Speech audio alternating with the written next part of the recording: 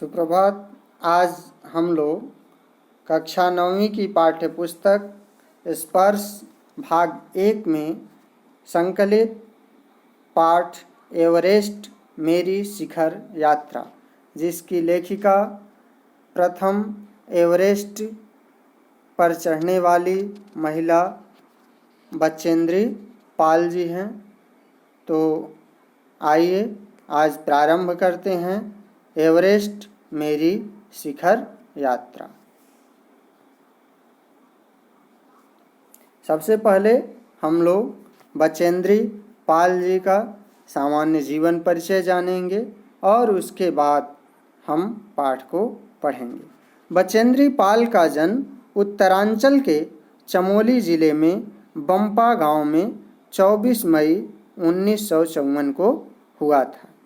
यानी बचेंद्री पाल जी का जन्म उत्तरांचल के, जो वर्तमान में उत्तराखंड के नाम से जाना जाता है, प्रदेश में चमोली जिले के बम्पा नाम के गांव में 24 मई 1954 को हुआ था। बचेंद्री अपनी मां हंसा देई नेगी और पिता किशन सिंह पाल की तीसरी संतान थी। पिता पढ़ाई का खर्चा उठाने में असमर्थ थे, अतः बचेंद्री को 8वीं के आगे की पढ़ाई का खर्चा सिलाई कढ़ाई करके जुटाना पड़ा। चूँकि इनके परिवार की आर्थिक स्थिति बहुत अच्छी नहीं थी, इनके परिवार में पिता एकमात्र काम करने वाले थे और वे इनकी पढ़ाई का खर्चा उठा नहीं सकते थे, इसलिए 8वीं के बाद की पढ़ाई का खर्चा इन्होंने स्वयं सिलाई कढ़ाई करके पूरा किया। 10वीं पास करने के बाद बचेंद्री के प्रिंसिपल ने इनके पिता को उनकी आगे की पढ़ाई के लिए सहमत किया और बचेंद्री ने ऐसी ही विषम परिस्थितियों के बावजूद संस्कृत से MA और फिर B.Ed की शिक्षा हासिल की। लक्ष्य के प्रति इसी समर्पण भाव ने इन्हें एवरेस्ट पर विजय पाने वाली पहली भारतीय महिला पर्वतारोही होने का गौरव दिलाया। यानी लक्ष्य के प्रति ये दृढ़ निश्चय करने वाली महिला थी। विषम परिस्थिति में भी इन्होंने संस्कृत से MA और फिर B.Ed की शिक्षा प्राप्त की और इनके दृढ़ निश्चय का ही परिणाम रहा कि ये प्रथम भारतीय पर्वतारोही होने का गौरव प्राप्त कर सकीं।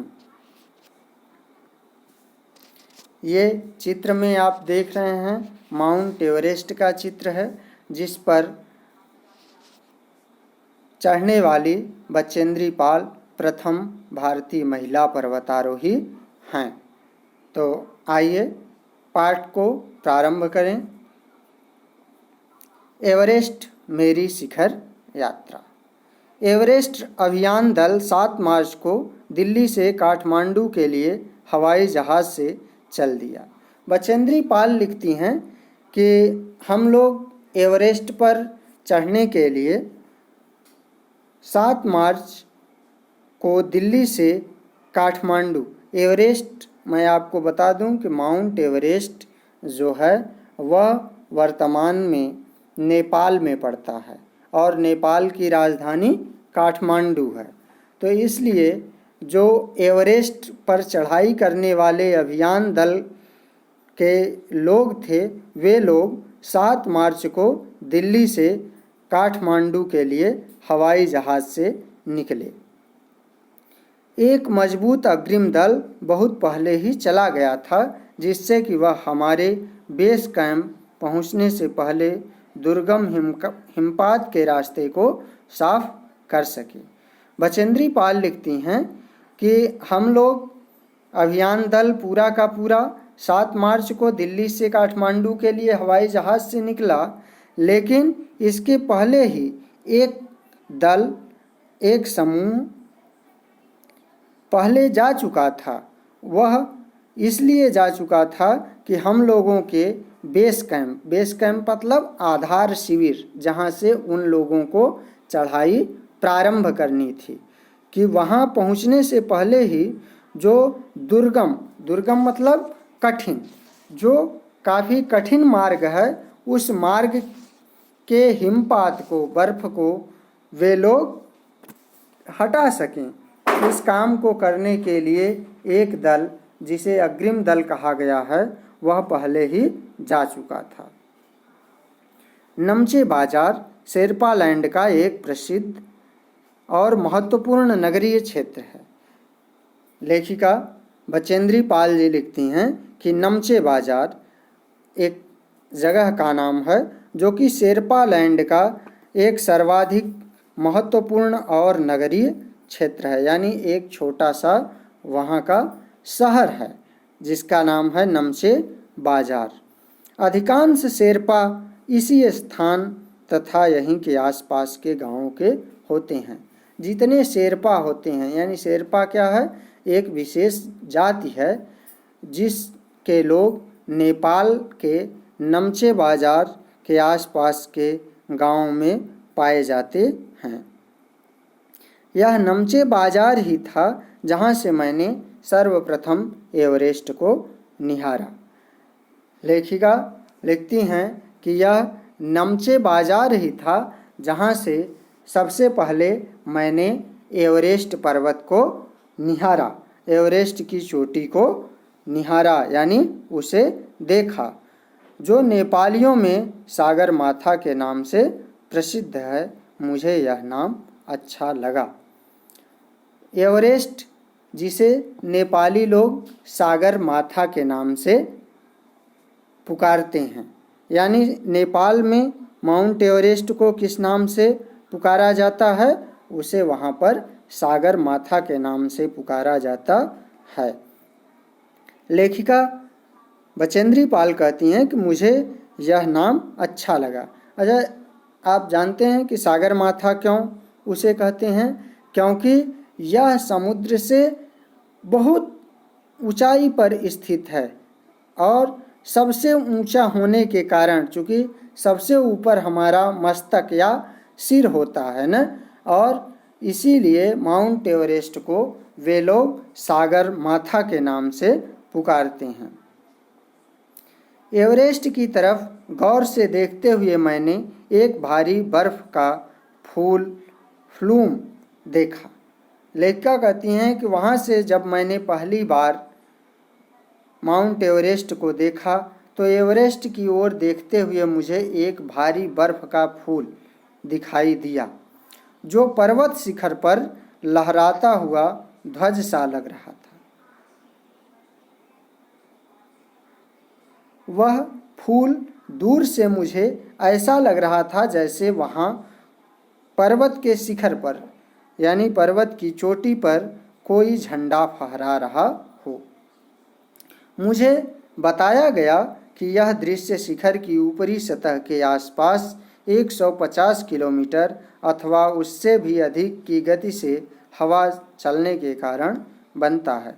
वहाँ के लोगों ने मुझे बताया कि यह दृश्य 150 किलोमीटर या उससे भी तेज़ रफ्तार से हवा के चलने के कारण बनता है, क्योंकि तेज़ हवा से सूखा बर्फ पर्वत पर उड़ता रहता है। लोग वहाँ के जो थे, उन लोगों ने मुझे बताया कि पर्वत के ऊपर 150 किलोमीटर के रफ्तार से या इससे भी अधिक तेज़ी से हवाएं चलती हैं, जिससे सूखा हुआ बर्फ उड़ने लगता है और बर्फ के उड़ने के कारण ही ऐसा दृश्य दिखाई देता है जो कि यहाँ से हमें ध्वज जैसा दिखाई दे रहा है।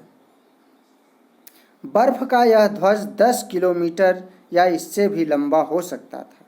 यह बर्फ का जो ध्वज जैसा हमें दिखाई दे रहा था, यह 10 किलोमीटर या इससे लंबा भी हो सकता था, यानी 10 किलोमीटर की दूरी तक बर्फ उड़ रहा था जो कि दूर से झंडे की तरह दिखाई दे रहा था। शिखर पर जाने वाले प्रत्येक व्यक्ति को दक्षिण पूर्वी पहाड़ी पर इन तूफानों को झेलना पड़ता था। लोगों ने बताया कि जो लोग भी पर्वत पर जाते हैं उन सभी लोगों को दक्षिण पूर्व की ओर से आने वाले इन पहाड़ी तूफानों को झेलना पड़ता था। और विशेषकर खराब मौसम में, यानी जब कभी मौसम खराब हो जाता था तो और ज़्यादा दिक्कतें आती थी। ये बातें मुझे डराने के लिए काफ़ी थी। लेखिका कहती हैं कि इतना कुछ मेरे लिए काफ़ी था डरने के लिए, फिर भी मैं एवरेस्ट के प्रति विचित्र रूप से आकर्षित थी और इसकी कठिनतम चुनौतियों का सामना करना चाहती थी। फिर भी यह सब कुछ सुन करके भी मेरे अंदर एक जिज्ञासा थी, एक इच्छा थी कि मैं माउंट एवरेस्ट पर चढ़ूंगी, और इसी दृढ़ इच्छा के कारण ही मैं किसी भी चुनौती का सामना करने के लिए तैयार थी। आगे वो लिखती हैं बचेंद्री पाल जी कि जब हम 26 मार्च को पेरिस पहुँचे, हमें हिमस्खलन के कारण हुई एक शेरपा कुली की मृत्यु का दुखद समाचार मिला। जब हम लोग 26 मार्च को, यानी 7 मार्च को वे लोग दिल्ली से काठमांडू के लिए चले थे, वहाँ नमचे बाज़ार में रुके, और वहाँ से जब 26 मार्च को वे सभी लोग पेरिस, एक स्थान का नाम है जहाँ से उन लोगों को चढ़ाई प्रारंभ करनी थी, वहाँ जब वो लोग पहुँचे तो उन्हें पता चला कि बर्फ़ खिसकने के कारण, हिमस्खलन मतलब बर्फ़ का अपनी जगह से खिसक जाना हिमस्खलन कहलाता है। तो उन्हें पता चला कि बर्फ़ की चट्टानों के खिसकने के कारण एक शेरपा कुली की मृत्यु हो चुकी है। खुम्भू हिमपात पर जाने वाले अभियान दल के रास्ते के बाईं तरफ सीधी पहाड़ी के धसकने से ल्योत्से की ओर से एक बहुत बड़ी बर्फ की चट्टान नीचे खिसक आई थी। उन्हें पता चला कि खुम्भू हिमपात पर जाने वाले अभियान दल के रास्ते की बाईं तरफ जो सीधी पहाड़ी थी, उसके धंसने के कारण ल्योत्से की ओर से एक बहुत बड़ी बर्फ की चट्टान नीचे खिसक आई थी। 16 शेरपा कुलियों के दल में से एक की मृत्यु हो गई और 4 घायल हो गए थे, और जो 16 शेरपा कुली थे उनमें से एक की मृत्यु हो गई और 4 कुली घायल हो गए थे चट्टान खिसकने से। इस समाचार के कारण अभियान दल के सदस्यों के चेहरों पर छाए अवसाद को देखकर हमारे नेता कर्नल खुल्लर ने स्पष्ट किया कि एवरेस्ट जैसे महान अभियान में खतरों को और कभी कभी तो मृत्यु को भी आदमी को सहज भाव से स्वीकार करनी चाहिए। इस मृत्यु के समाचार को सुन करके जो हमारा अभियान दल था, उनके सदस्यों के चेहरे पर थोड़ी सी निराशा, अवसाद मतलब निराशा, दुख झलक रहा था, जिसे देख करके हम लोगों के जो नेता थे, जो लीडर थे कर्नल खुल्लर, उन्होंने कहा कि जब आप एवरेस्ट जैसे महान अभियान में जाते हो तो यहाँ पर हर कदम पर खतरों से आपको खेलना पड़ेगा, और कभी कभी तो मृत्यु को भी सहज भाव से स्वीकार करना होगा, यानी मृत्यु भी आपकी हो सकती है। आगे वो बताती हैं कि उपनेता प्रेमचंद, यानी मेन लीडर कौन थे? कर्नल खुल्लर, और उपनेता जो थे, सब लीडर जो थे वो थे प्रेमचंद, जो कि अग्रिम दल का नेतृत्व कर रहे थे। वो किसका नेतृत्व कर रहे थे? अग्रिम दल का, जो हमसे पहले दिल्ली से चल चुका था। उस अग्रिम दल का नेतृत्व कौन कर रहा था? उपनेता प्रेमचंद कर रहे थे। 26 मार्च को पेरिस लौट आए। वे लोग 26 मार्च को आगे के रास्ते को ठीक ठाक करके 26 मार्च को फिर पेरिस वो लोग वापस आ गए। उन्होंने हमारी पहली बाधा खुम्भू हिमपात की स्थिति से हमें अवगत कराया, और आकर के उन्होंने हम लोगों की जो पहली बाधा थी, पहली जो सीढ़ी थी चढ़ने की, उस संकट यानी खुम्भू हिमपात की स्थिति से हम लोगों को अवगत कराया कि वहाँ पर क्या सिचुएशन है। उन्होंने कहा कि उनके दल ने कैंप 1 जो हिमपात के ठीक ऊपर है, जो 6000 मीटर की ऊंचाई पर है, वहाँ तक का रास्ता साफ कर दिया है। उपनेता प्रेमचंद जी ने हम लोगों को, बचेंद्री पाल लिख रहे हैं कि हम लोगों को आकर के बताया कि उनके दल ने के कैंप 1 जो कि 6000 मीटर की ऊंचाई पर स्थित है, वहाँ तक के रास्ते को साफ कर दिया है। उन्होंने यह भी बताया कि पुल बनाकर, रस्सियाँ बांधकर तथा झंडियों से रास्ता चिन्हित कर सभी बड़ी कठिनाइयों का जायजा ले लिया गया है। उन्होंने बताया कि उन लोगों ने पुल बना करके, रस्सियाँ बांध करके और झंडियों से रास्ते को चिन्हित करके होने वाली सभी कठिनाइयों का जायजा ले लिया है कि क्या क्या संभावित कठिनाइयाँ हो सकती है, यानी चढ़ने के दौरान क्या क्या प्रॉब्लम्स आ सकती हैं। उन सब का डिटेल उन लोगों ने, प्रेमचंद ने बचेंद्री पाल और उनकी टीम को बता दिया। उन्होंने इस पर भी ध्यान दिलाया कि ग्लेशियर बर्फ की नदी है और बर्फ का गिरना अभी जारी है। उन्होंने बताया कि ये जो ग्लेशियर हैं वो बर्फ की एक प्रकार की नदी हैं और अभी भी बर्फ का गिरना जारी है, यानी अभी हिमपात बंद नहीं हुआ। हिमपात में अनियमित और अनिश्चित बदलाव के कारण अभी तक के किए गए सभी काम व्यर्थ हो सकते हैं और हमें रास्ता खोलने का काम दोबारा करना पड़ सकता है। उन्होंने हम लोगों को सचेत किया। बचेंद्री पाल कहती हैं कि उपनेता प्रेमचंद जी ने हम लोगों को सचेत किया कि यद्यपि मैंने सभी रास्ते को साफ कर दिया है, फिर भी अभी भी हिमपात जारी है, बर्फ गिर रही है, इसलिए ऐसा भी हो सकता है, ऐसा संभव है कि फिर से रास्ता जाम हो जाए और फिर से उसे खोलने का काम आप लोगों को करना पड़े।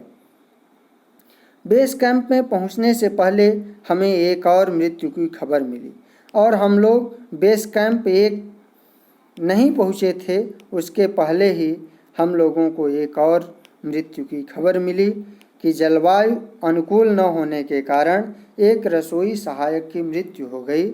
निश्चित रूप से हम आशाजनक स्थिति में नहीं चल रहे थे और हमें फिर एक समाचार मिला कि एक जो रसोइया सहायक था, खाना बनाने का जो हेल्पर था, उसकी भी मृत्यु हो गई थी। इस तरह से हम लोगों की सिचुएशन बहुत अच्छी नहीं थी। एवरेस्ट शिखर को मैंने पहले 2 बार देखा था, लेकिन एक दूरी से।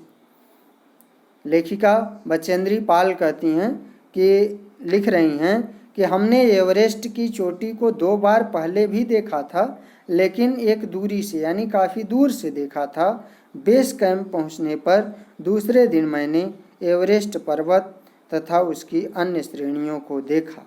मैं भौचक्की होकर खड़ी रह गई और एवरेस्ट, ल्योत्से और नुत्से की ऊंचाइयों से घिरी बर्फीली टेढ़ी मेढ़ी नदी को निहारती रही। और वहाँ जाकर के मैं जब एवरेस्ट को देखती हूँ तो मैं भौचक्की रह गई और एवरेस्ट, ल्योत्से और नुत्से की ऊंचाइयों से घिरी टेढ़ी मेढ़ी नदी को मैं देखती ही रह गई। हिमपात अपने आप में एक तरह से बर्फ के खंडों का अव्यवस्थित ढंग से गिरना ही था। हिमपात मतलब एक तरह से बर्फ के बड़े बड़े चट्टानों का गिरना था। हमें बताया गया कि ग्लेशियर के बहने से अक्सर बर्फ में हलचल हो जाती है। हमें बताया गया था कि ग्लेशियर जब पिघलता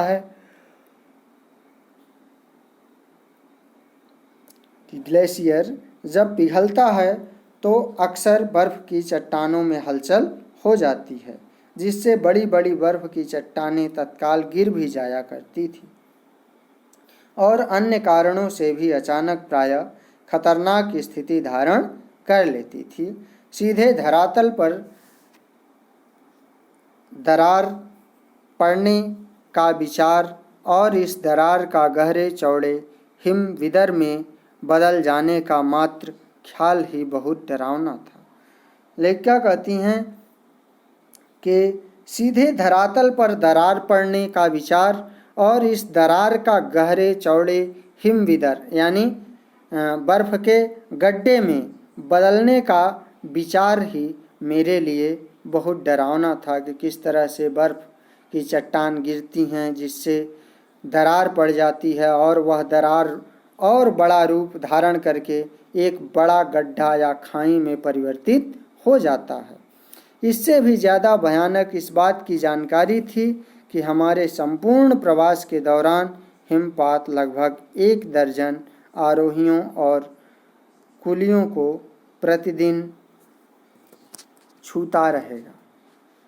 वो कहती हैं कि इससे भी डरावनी बात यह थी हम लोगों के लिए कि बताया गया कि पूरे प्रवास के दौरान लगभग दर्जन भर आरोहियों और कुलियों को यह प्रतिदिन प्रभावित करता रहेगा। दूसरे दिन नए आने वाले अपने अधिकांश सामान को हम हिमपात के आधे रास्ते तक ले गए। दूसरे दिन हम लोगों ने जो हम लोगों का सामान था उसको आधे रास्ते तक ले कर के गए, जहाँ पर डॉक्टर मीनू मेहता ने हमें एल्यूमिनियम की सीढ़ियों से अस्थायी पुलों का बनाना, लट्ठों और रस्सियों का उपयोग करना, बर्फ की आड़ी तिरछी दीवारों पर रस्सियों को बांधना और हमारे अग्रिम दल के अभियांत्रिकी कार्यों के बारे में हमें विस्तृत जानकारी दी। वो कहती हैं कि डॉक्टर मीनू मेहता ने हम लोगों को बताया कि कैसे हम लोग एल्यूमिनियम की जो हमारे पास सीढ़ियां हैं उनसे अस्थायी पुलों को बना सकते हैं, कैसे लट्ठों और रस्सियों का हम उपयोग कर सकते हैं और बर्फ की आड़ी तिरछी दीवारों पर रस्सियों को कैसे बांधा जाता है। तीसरा दिन हिमपात से कैंप 1 तक सामान ढोकर चढ़ाई का अभ्यास करने के लिए निश्चित था। तीसरा दिन हम लोगों ने डिसाइड किया था कि हिमपात वाले जगह से कैंप 1 तक सामान ढो करके ले चलेंगे और चढ़ाई का अभ्यास करेंगे। रीता गोम्बू तथा मैं साथ साथ चढ़ रहे थे। वो कहती हैं कि मैं और मेरे साथ एक और थी रीता गोम्बू, दोनों लोग साथ साथ चढ़ रहे थे। हमारे पास एक वाकी टाकी था, यानी जिससे हम लोग बात कर सकते थे, जिससे हम अपने हर कदम की जानकारी बेस कैंप पर दे रहे थे, यानी जो आधार शिविर था वहाँ तक हम लोग सूचना दे रहे थे कि हम लोग कैसे हैं, कहाँ पहुँचे हैं, इन सब चीज़ों की। कर्नल खुल्लर उस समय खुश हुए जब हमने उन्हें अपने पहुँचने की सूचना दी, क्योंकि कैंप 1 पर पहुँचने वाली केवल हम 2 ही महिलाएं थीं। और कर्नल खुल्लर उस समय बहुत खुश हुए जब मैंने उन्हें सूचना दी कि मैं यानी बचेंद्री पाल और दूसरी साथी रीता गोम्बू दोनों लोग बेस कैंप पर पहुंच चुके हैं। वो इसलिए ज़्यादा खुश हुए क्योंकि बेस कैंप पर पहुंचने वाले हम 2 ही महिलाएं थी। धन्यवाद। आज के लिए इतना ही। अब आगे बेस कैंप तक तो ये पहुंच जाती हैं अपनी साथी रीता गोम्बू के साथ। आगे की यात्रा इनकी कैसी होती है, किन कठिनाइयों का सामना करना पड़ता है, ये सभी चीज़ें हम लोग दूसरे भाग में जानेंगे।